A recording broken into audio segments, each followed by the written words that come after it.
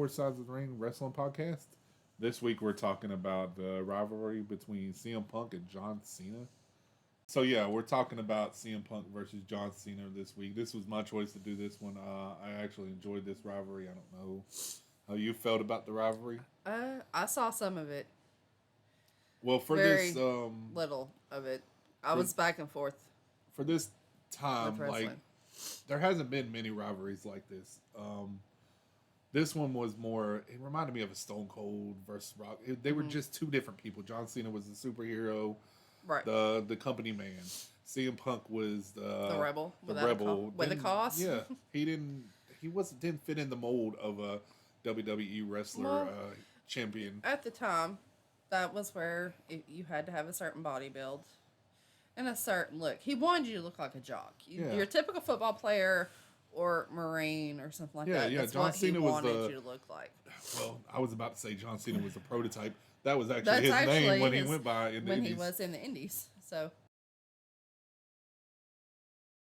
That was actually what he went by on the Indies when he started out in OVW.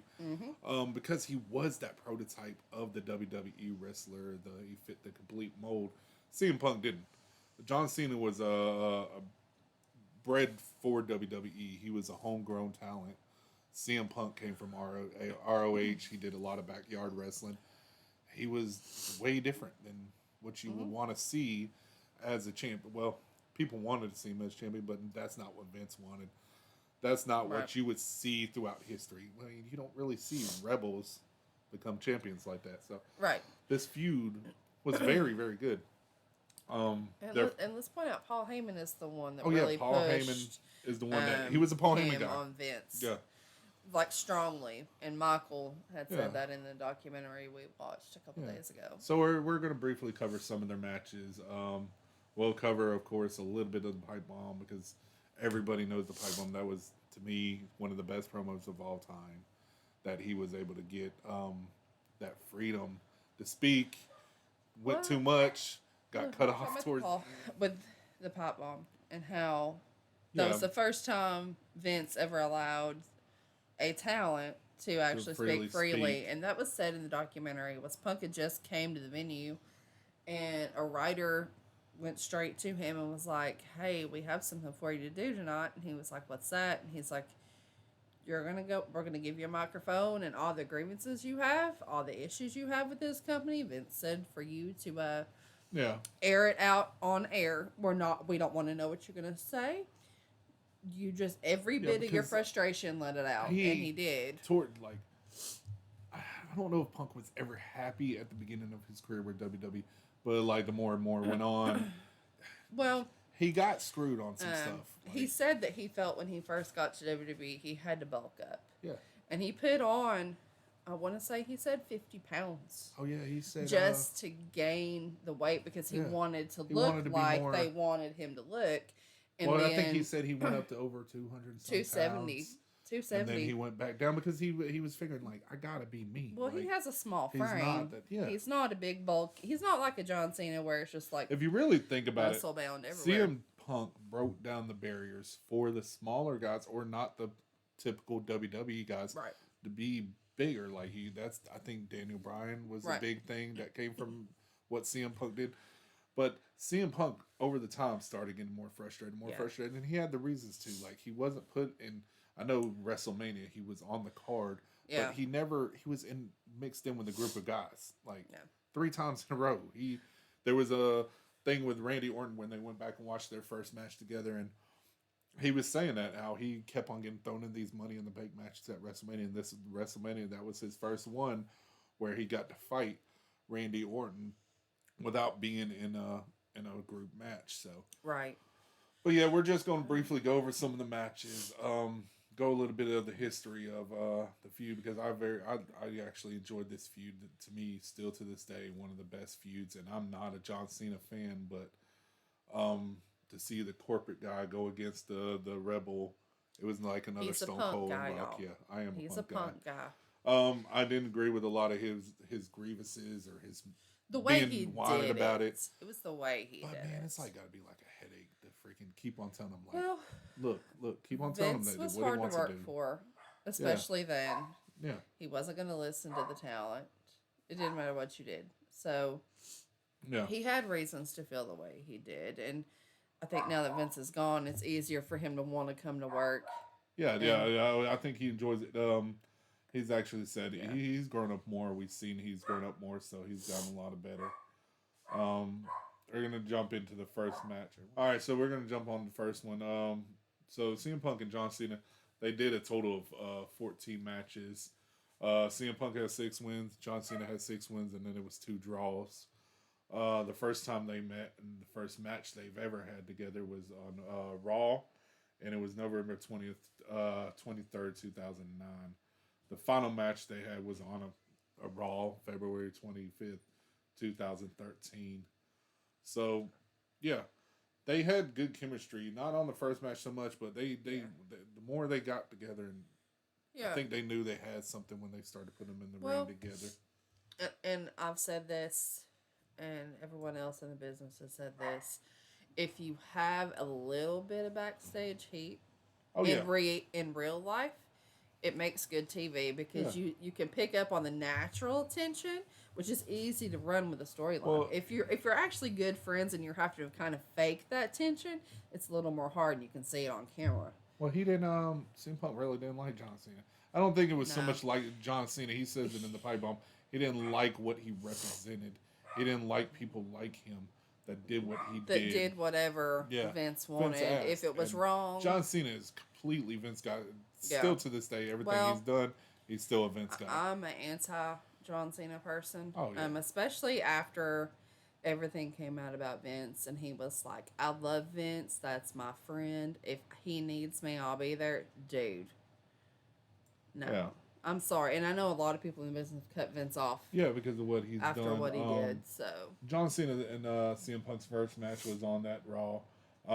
It was so stupid because I don't know if you know about the Slammy Awards. I don't know if you know much about it. Yeah. Back then, they didn't do them typically like where they just give them out by fan votes or whatever. They did it where they would put them in matches and stuff. So they were facing off for the Best Wrestler of the Year award, Slammy Award. And CM Punk unfortunately lost because he was trying to prove himself because this is still early on. I mean, he's been with the company a little bit. I can't remember when he debuted, but he's still trying to prove himself. And like I said, they're not going to push a guy with tattoos. Like they're not. He's covered in tattoos. He's a punk. Like he's literally a punk. So he did lose that one. That match was the matches got longer, and that's how you could tell they actually liked what they did. Like they started off where they were short matches, and then they got longer. This one was only less than 10 minutes, 9 minutes and 30 seconds. That's as long as the match was. So it was a very short match. That's very short. That was in 2009. Almost a little bit less than a year later, it was June 7th, 2010 Raw. That's when the Nexus first made their debut. That was when they attacked John Cena and CM Punk. They were actually in a match together.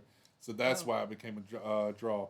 So they were actually fighting. That's when the whole Nexus, the first version of them, made their debut and attacked both of them in the match. So it ended in a draw. CM Punk was on SmackDown.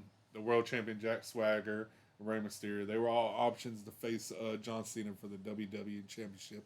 This is where they were voting for it. Punk received 45% of the votes to face John Cena. They clashed in a non-title match. And this was when Punk, I don't know, was wearing the mask. This is after his feud with Rey Mysterio, where it was mask for hair.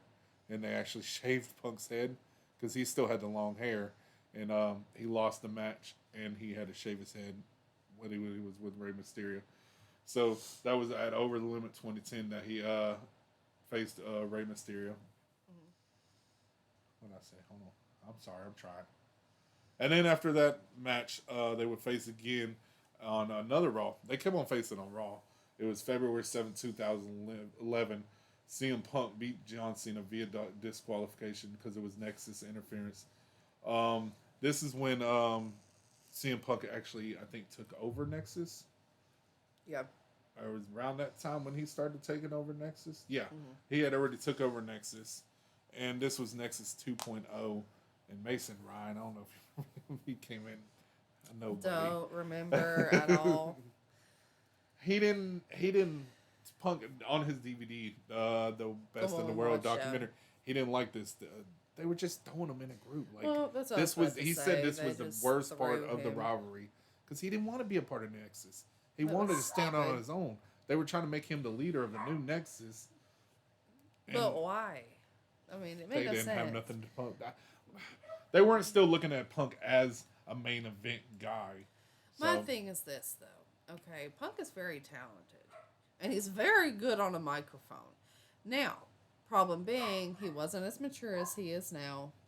And he didn't know how to just handle business properly. Yeah. So he got offended and he just lashed out. Which lashing out Vince McMahon does no good. Because if you lash out, and as you've seen in other stuff, he will put you at the bottom of the card and torture you. I think Punk was letting it build up where he wasn't really saying much, but he was just frustrated. He was getting frustrated. That's the thing about Punk. He does speak out, but he kind of just holds it in, lets it build up until he just explodes on somebody and gets so mad. And he just, like you said, lashes out. We're going to skip ahead to Raw 1000. This was the 1000th episode of Raw. I did watch this. This one was kind of stupid because it's John Cena. How he does things.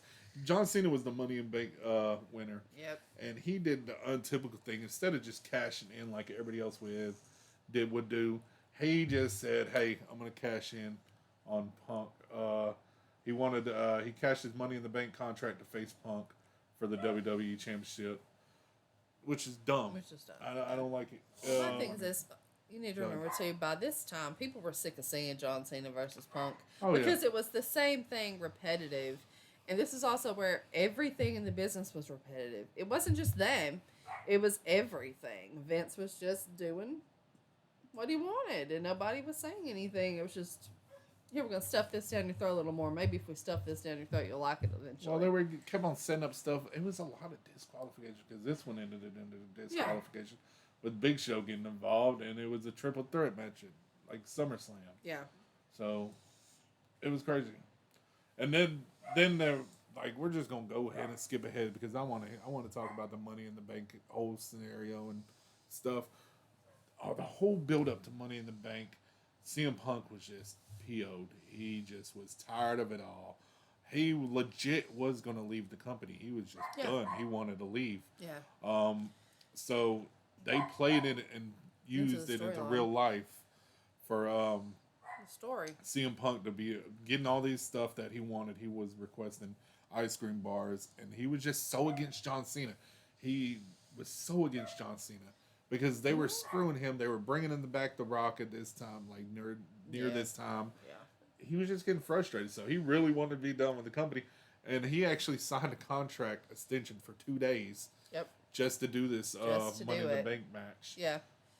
And he had a right to be frustrated because at that time, and even before that, they were stuffing certain people down your throat. And it's one of the many reasons why I never liked John Cena was they literally stuffed him so far down your throat you couldn't breathe. Well, and he was on everything. Not he's been compared to, they used to call him Super Cena. He's been compared to Hulk Hogan. It was ridiculous. I mean, even now, he's huge. And I don't know why, because he has, 5 moves? Yeah, 5 moves of doom. That's what they call it, 5 moves of doom. And he's stiff as a board. This is when they did the pipe bomb on Raw. This is right before. I'm not going to go over the whole thing. I'll just pull out some of the stuff he said when he was talking about he doesn't hate John. He doesn't even dislike him. He just hates the idea of him. Yeah. The idea that he thinks he's the best. Yeah. And then he was talking about the only thing John Cena's good at is kissing Vince McMahon butt. He said, you're good as Hulk Hogan was. He said, I don't know if you're better than Dwayne The Rock Johnson, though. I think he's a pretty good butt kisser. Yeah. And then, this is where he started going off. This is where it was like, because you couldn't tell what was real, what was not real. Because he starts breaking the fourth wall, and he starts bringing up other companies. He talks about how Brock Lesnar walked out on the company because he couldn't deal with the crap. And he's like, yes, I'm a Paul Heyman guy. Yeah, I'm going to walk out just like Brock, except I'm going to walk out as champion. And the thing is, Brock really did leave on purpose. He was sick of Vince at the time. Yeah. Because him and Vince were having really bad creative differences, and he was not getting along with a few people in the locker room, and Vince wasn't doing anything about it. Paul Heyman was trying to get Vince to handle it, and they tried to give Michael Hayes the ability to handle it, and Vince was always pulling the reins back, going, I don't care. No. Vince's thing is, he gets hung up on, if you really notice it, because right before he left the company, he gets hung up on one guy, and he focuses in on that one guy. Doesn't want to push any other talent, really, and just push that one person. It was Hulk Hogan. It was John Cena.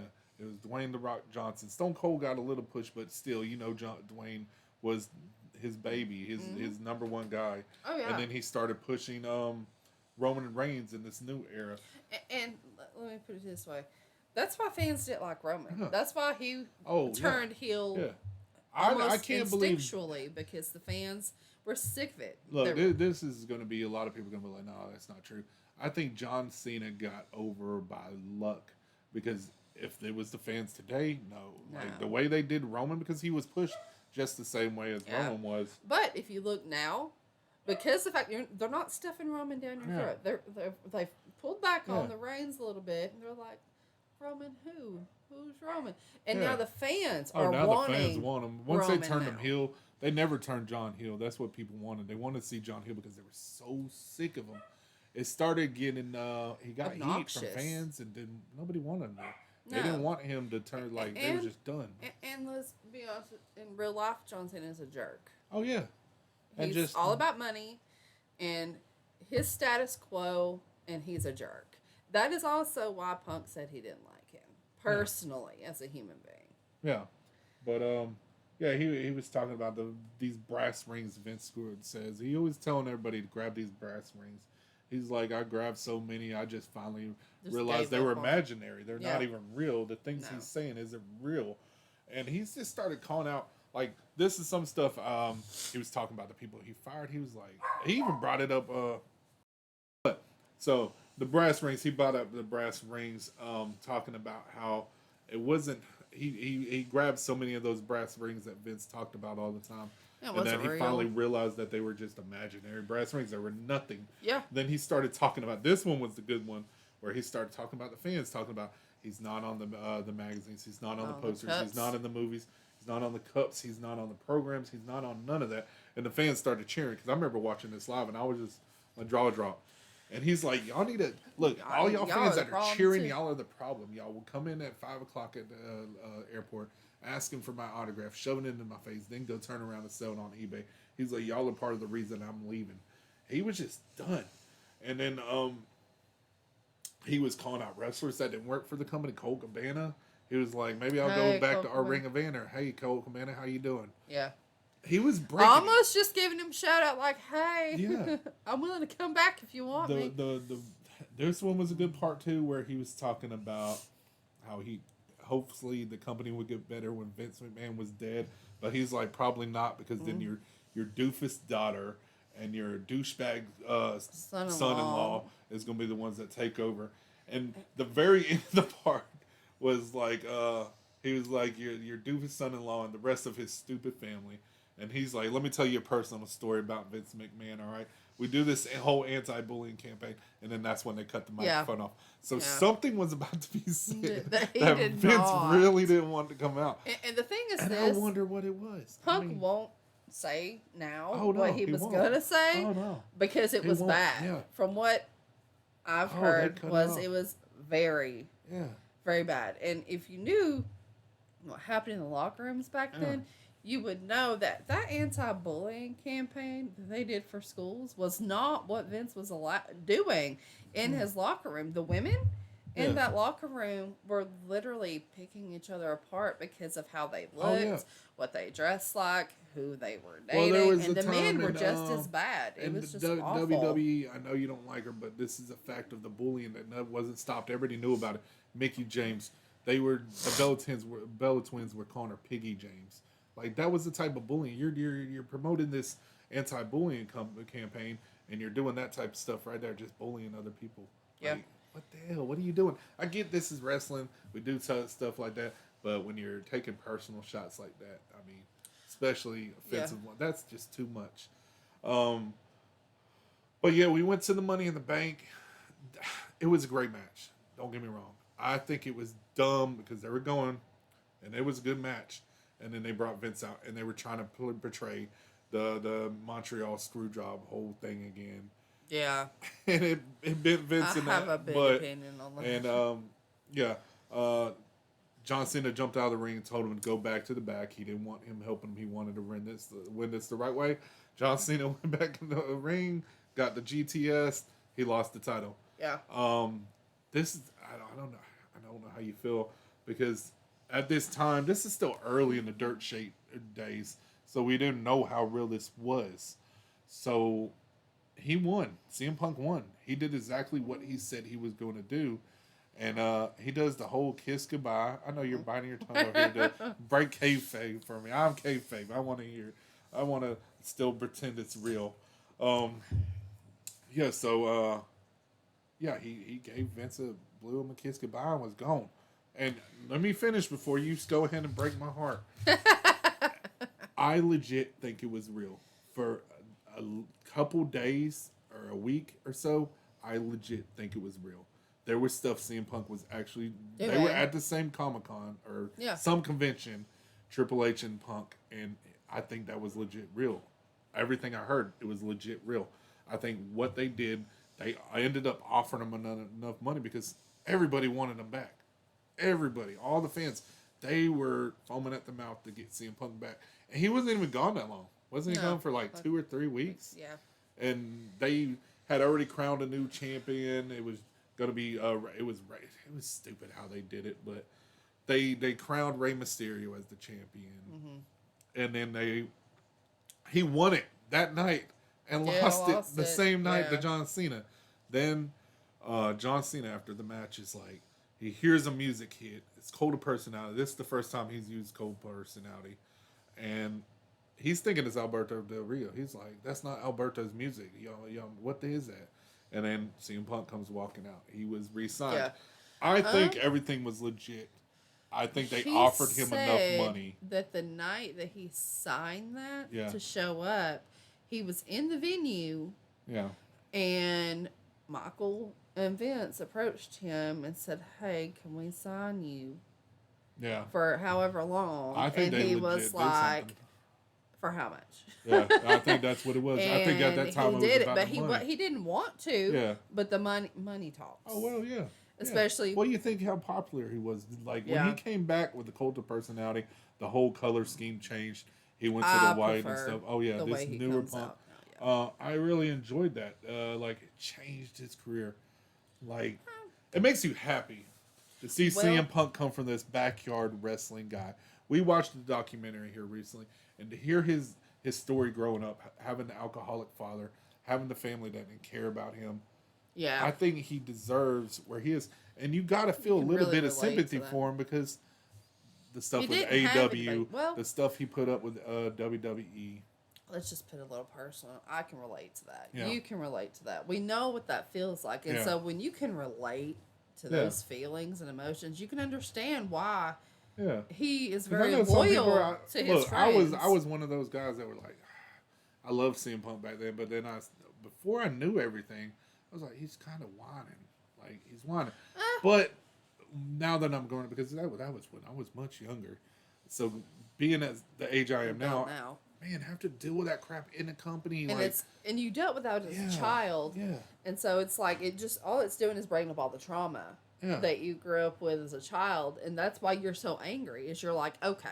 But I like this was the one I liked where they pulled real life into the storylines. They've done this before badly with Matt Hardy and Edge and stuff like that. That was bad. This made the feud better. This feud, in my opinion, like I said at the beginning, is the best feud of all time. I'm gonna go ahead and say it.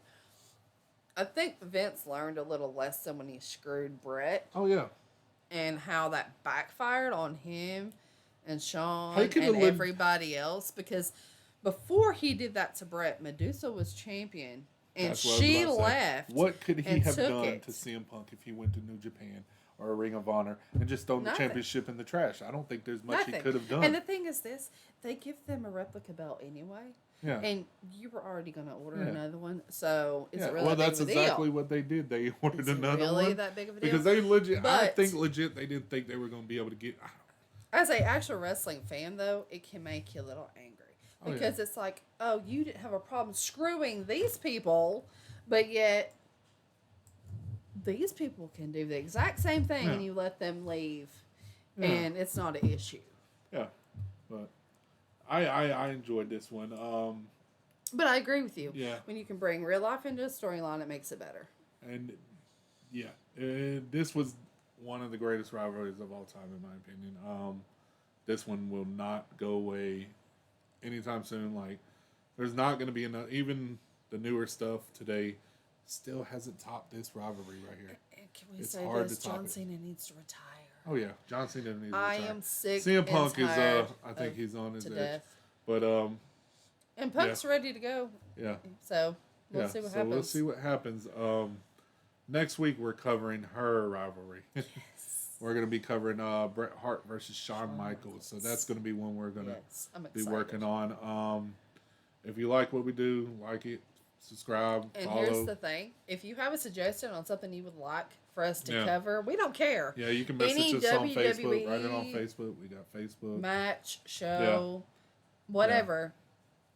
Let us know, and we will look into it and discuss it and see if it's something we're willing to do. Yeah, give us some ideas what you want to see, and we'll try to see what we can do. Yeah. Thank you so much for watching. Subscribe, like, follow us on Facebook. All this stuff is going to be on the page. Thank you so much. We'll see you on the next one. Bye, y'all. Bye.